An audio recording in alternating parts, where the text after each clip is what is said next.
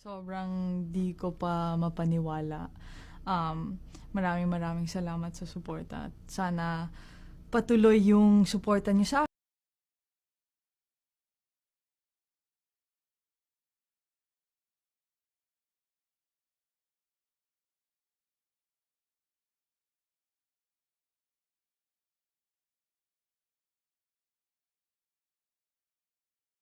Breaking. The untold story behind Alex Eala's Australian Open heartbreak and her historic Manila showdown. It was supposed to be just another training session. The rhythmic thwack-thwack-thwack of yellow fuzz on hard courts. The squeak of sneakers. The relentless Australian sun beating down on the practice facilities as the world's best tennis players prepared for the grueling Australian Open. But then, the silence broke. Not with a cheer, not with a whistle, but with a cry. A cry that would change the life of the Philippines tennis queen, Alexandra Eala, forever. Welcome back to Champions Tennisitics, your number one source for the rawest, realest, and most explosive tennis news on the planet. I'm your host, and today we have a story that is going to absolutely blow your mind. We are talking about a scandal turned miracle, a heartbreak turned homecoming, and a high-stakes battle on home soil that has the entire tennis world holding its breath. Buckle up, tennis fans. Because you might think you know Alex Eala, but after today, you'll realize you didn't know the half of it. Let's rewind. Picture the scene. Melbourne. The Australian Open prep is in full swing. It's chaos. Coaches screaming, balls flying, media swarming. Alex Eala is there, laser-focused, trying to shake off the pressure of being the world number 49. She's locked in. Or at least, she's trying to be. But then, something happens at the training facility that isn't in the rulebooks. It isn't on the schedule. Deep in the recesses of the complex, near the maintenance zones, a place where the glamorous cameras don't go, a sound echoes from a trash bin. A frantic, desperate sound. Staff freeze. Players stop mid-swing. They approach the bin, and what they find sends a shockwave through the facility that hits harder than a Serena Williams serve. A baby. A living, breathing, abandoned baby. Pandemonium ensues. The loudspeakers crackle to life. Attention, please. Urgent. Will the mother of the child please report to the administration office immediately? The message repeats. Again, and again, and again. 1 hour passes. Then 2. Then a whole day. Silence. Cold, unsettling silence. The mother never came. But someone else did. In the midst of that chaos, while authorities were scrambling and the world turned a blind eye, Alex Eala stepped forward. She didn't just watch. She acted. In a move that has stunned her camp and melted hearts across the globe, the 20-year-old Filipina sensation has reportedly taken this child into her care. She has adopted the abandoned baby, rescuing a life from the trash and bringing it into the warmth of her world. Can you imagine the mental load? We're talking about a 20-year-old athlete, on the brink of the biggest season of her life, suddenly thrust into the role of a guardian under the most traumatic circumstances imaginable. This isn't just a sports story, folks. This is a human story, and it paints a completely different picture of the young woman we saw exiting the Australian Open. And that brings us to the court, because while her heart was handling a personal earthquake, her body was fighting a war on the hard courts of Melbourne. And let's be real, it was a brutal campaign. We all saw the scorelines. We saw the heartbreak. Fresh off this secret emotional roller coaster, Alex faced the American powerhouse, Alicia Parks, in the first round of the Australian Open singles. The result? A tough pill to swallow. Parks was ruthless. She edged out our girl. The scoreline, 6-love, 3-6, 2-6, doesn't tell the full story. It tells us Alex fought back in that second set. It tells us she has grit. But it also tells us she was battling something invisible. Maybe, just maybe, her mind was on that little baby. And the doubles? It didn't get easier. Partnering with Brazil's Ingrid Martins, they ran into the buzzsaw that is Shuko Aoyama and Magda Linette. Another exit. Another early flight home. For the critics, it was a disappointment. For the haters, it was proof she's not ready. But you and I, we know better. We know what she was carrying. And now, she's carrying something else. She's carrying the hopes of an entire nation as she lands in Manila. That's right. The prodigal daughter has returned. Alex Eala is back in the Philippines, and she's not just here for a vacation. She is here for history. We are talking about the Philippine Women's Open, the inaugural WTA 125 event. This is huge, guys. For the first time ever, the WTA is sanctioning a tournament of this magnitude on Philippine soil. And who is the face of it? Who is the headline act? It's Alex. The key to the match? The second serve. In Melbourne, against Alicia Parks, Alex's second serve was vulnerable. Parks attacked it. Kariva will have watched that tape. She knows. If Alex leaves that ball hanging in the box, Kariva is going to pounce. Alex needs to keep her percentage high and dictate the points early with that lefty spin that drives right-handers crazy on the backhand side. And let's talk about the pressure. Imagine standing on center court. Thousands of your countrymen screaming your name. The Philippine flag waving in every corner. And in the back of your mind, you're thinking about the baby you just saved. You're thinking about the sleepless nights. You're thinking about the jet lag. This is the test of a true champion. It's not about the forehand. It's about the fortitude. We are looking at a potential watershed moment in Asian tennis. If Alex wins this tournament, the first WTA 125 in Manila, it cements her legacy at only 20 years old. It tells the WTA, hey, the Philippines is a tennis powerhouse. But it's a long road. Even if she gets past Kariva, the draw is stacked. But she's not alone. Alex isn't the only warrior flying the flag this week. The Philippine Women's Open is showcasing the depth of Pinay talent. We've got other Filipinas in the mix, battling it out, trying to make their mark on the world stage. This tournament is massive for the local ecosystem. It's giving wildcards to local talents who usually have to spend thousands of dollars flying to Europe or North America just to get a shot at a ranking point. Now, the points are here. The money is here. The spotlight is here. And let's be honest, the timing couldn't be better. With Alex in the top 50, interest in tennis in the Philippines is at an all-time high. You walk around Manila now, and you see kids picking up rackets instead of basketballs. That's the Eala effect. But let's circle back to the story that started this broadcast. The baby. Sources say the adoption process is being fast-tracked given the extraordinary circumstances of the abandonment. Alex has remained tight-lipped about the specifics, likely to protect the child's privacy. But sources close to the camp suggest that this new responsibility has given her a new perspective. Some insiders are whispering that this might be a distraction. They say, how can she focus on tennis with a newborn? But others? They say this is the fuel. They say Alex isn't just playing for herself anymore. She's playing to provide. She's playing to inspire. She's playing with the fierce protectiveness of a mother figure. And God help anyone who stands across the net from a woman with that kind of fire in her belly. The broader implications of this story extend far beyond the tennis court. What we're witnessing is the evolution of women's sports in Southeast Asia. For decades, tennis in this region has been dominated by a handful of countries. Thailand had their moment with Tamarine Tenisugarn. Indonesia produced remarkable talents.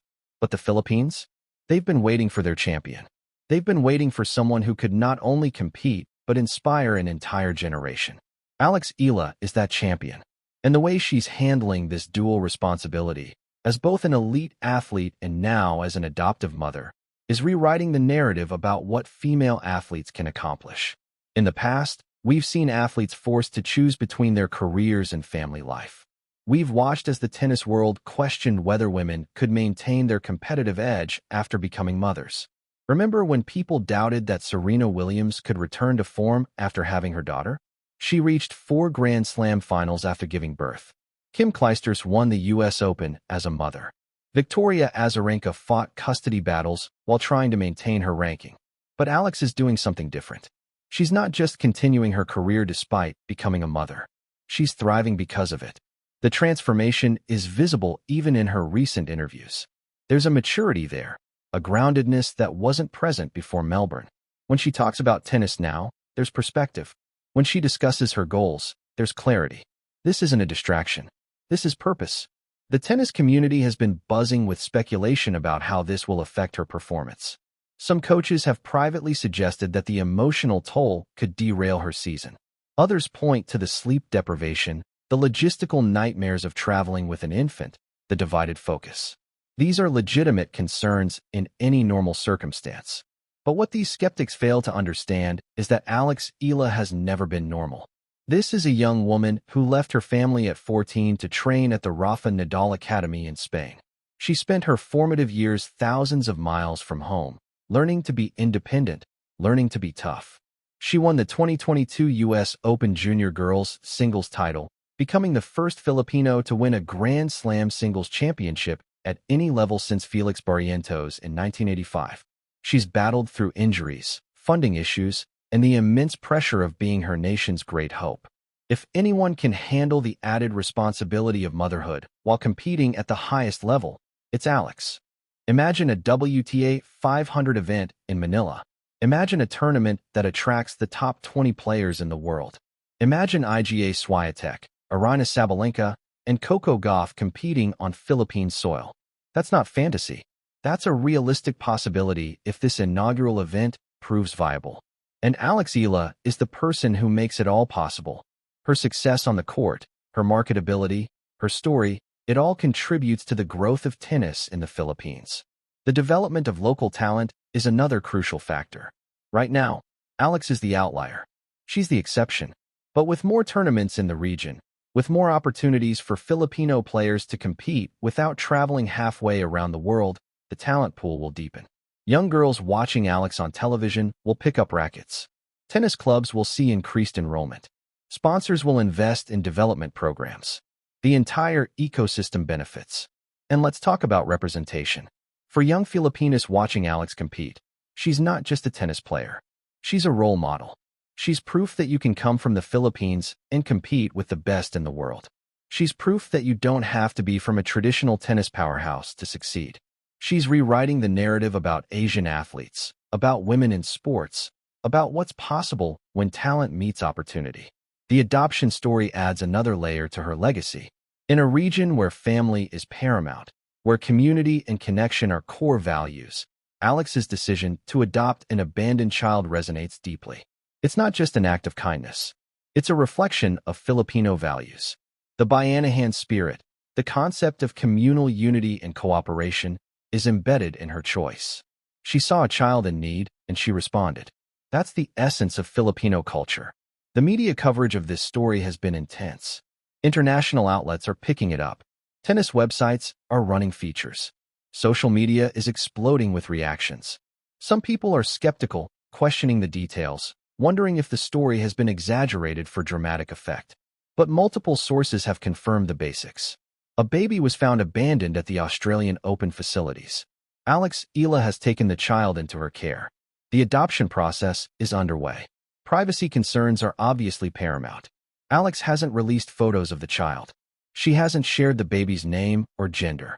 She's being protective, as any parent would be. But the fact that she's willing to discuss the situation at all, that she's acknowledging this new chapter in her life, speaks to her character. She's not hiding. She's not pretending it didn't happen. She's integrating this experience into her story. The psychological impact of what happened in Melbourne will likely take time to fully process. Trauma doesn't resolve overnight. Finding an abandoned baby is not something you just move past. But athletes are remarkably resilient. They have to be. They deal with injuries, losses, pressure, criticism, and they keep going. Alex has already demonstrated that resilience throughout her career. This is just another test. Some sports psychologists have suggested that becoming a parent, even unexpectedly, can actually improve athletic performance. It provides perspective. It reminds you that tennis is important, but it's not everything. When you have a child depending on you, when you have a responsibility beyond yourself, it can actually reduce pressure. The stakes of a tennis match seem smaller when you're also worried about feeding schedules and diaper changes. Monday's match against Kariva is just the beginning. If Alex advances, the draw gets tougher. The top seed in the tournament is a formidable opponent. There are experienced players, hungry players, players who see this as their chance to make a breakthrough. Alex will need to be at her best throughout the week if she wants to lift the trophy. But imagine the scene if she does it.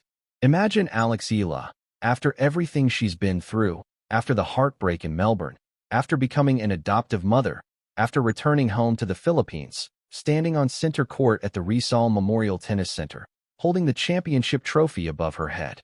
The crowd would go absolutely insane. It would be one of the most emotional moments in Philippine sports history. The pressure is immense, but Alex has shown she can handle pressure. Every time she steps on a court representing the Philippines, she carries the hopes of millions. That's been her reality for years. She's learned to channel that pressure into performance. She's learned to thrive in big moments. The tennis itself will be fascinating to watch. Alex's game is built on aggression. She takes the ball early. She redirects pace. She uses angles. Her lefty serve creates problems for right-handed opponents. The ball swings into their body on the deuce side, jamming them. On the ad side, it pulls them wide, opening up the court. If she's serving well, she's incredibly difficult to break. Her return game has improved dramatically over the past year. She's reading serves better. She's getting more returns in play. She's applying pressure from the first ball of every return game. Against Kariva, who doesn't have a dominant serve, Alex should create multiple break opportunities in every set. The mental battle will be equally important. Kariva knows she can beat Alex. She's done it before. She'll believe she can do it again. That confidence is dangerous. Alex needs to impose her will early. She needs to show Kariva that 2020 was a long time ago. She needs to demonstrate that she's a different player now, a better player, a more complete player. The crowd will be a massive factor. Playing at home is both an advantage and a challenge. The energy is incredible. The support is unwavering. But the expectations can be suffocating. Every missed shot draws a groan. Every winner draws a roar. It can be a lot to manage. Alex will need to stay in her bubble, focus on her game plan, execute point by point.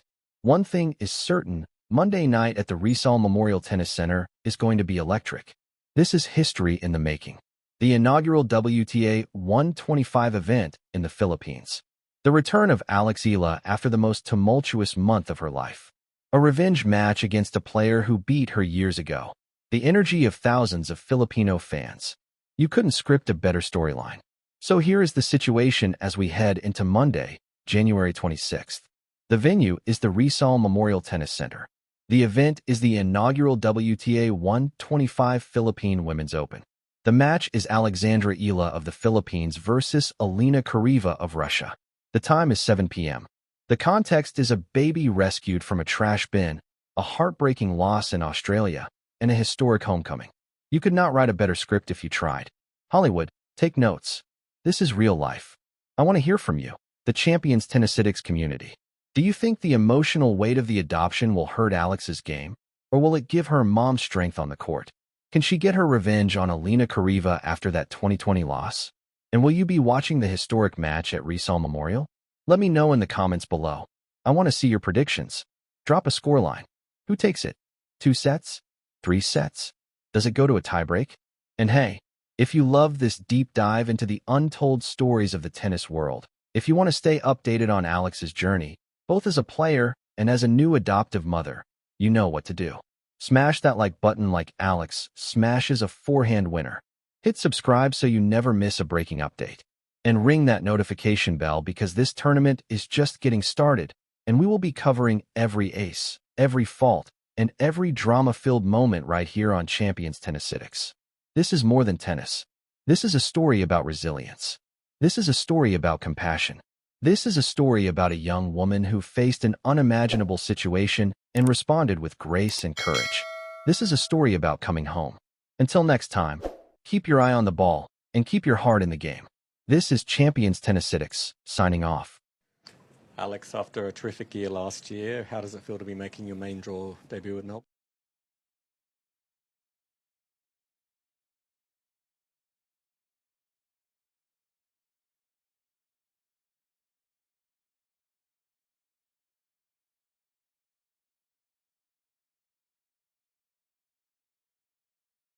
Kamusta mga kapong Pinoy?